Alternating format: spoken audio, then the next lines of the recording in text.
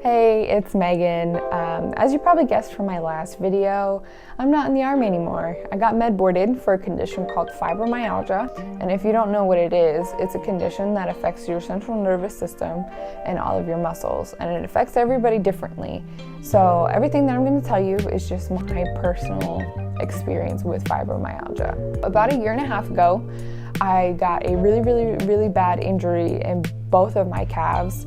Basically, I was training too much for my body to handle, and I strained my calves so bad that my muscles started deteriorating. I ended up being in physical therapy, aquatic therapy, I went to sports medicine, and I went to pain management. I did massage therapy as well, and none of the treatments were helping. It just kept getting worse and worse and worse over time. I was like, hey guys, something's not right here. There's something more going on, so let's talk about this. I ended up getting tested for some autoimmune conditions and other things that mimic the condition fibromyalgia. So my whole process in getting an official diagnosis from a rheumatologist took about 1 year, maybe a little bit more than 1 year, since it's kind of hard to diagnose. It's just process of elimination basically. And from my health records, from my whole medical profile, it looked like I was a normal, healthy, young female.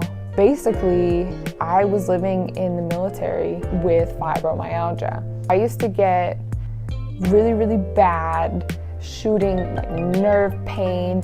My legs would just give out randomly.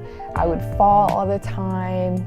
I still do fall all the time, and I still do have all of these symptoms. They're just more managed with the things that I do on a day-to-day basis. The chronic fatigue is so bad. The way that the fatigue works for me is that, you know, normal people can just get up, take a shower, make some breakfast, get ready for work, do your hair, do your makeup, get dressed, boom, out the door. For me, that whole process, it doesn't happen.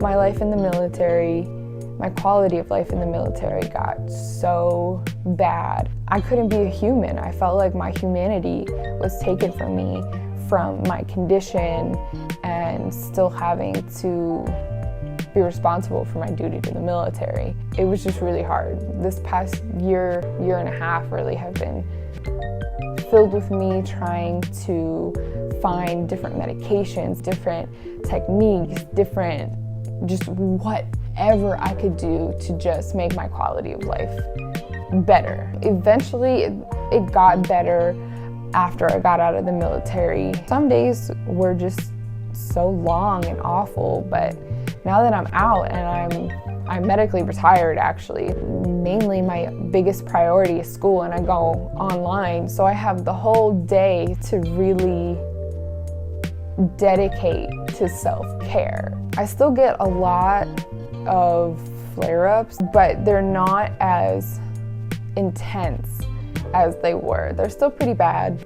I have more techniques and more time to be able to manage it. If you have any questions about fibromyalgia or getting out of the Army, let me know.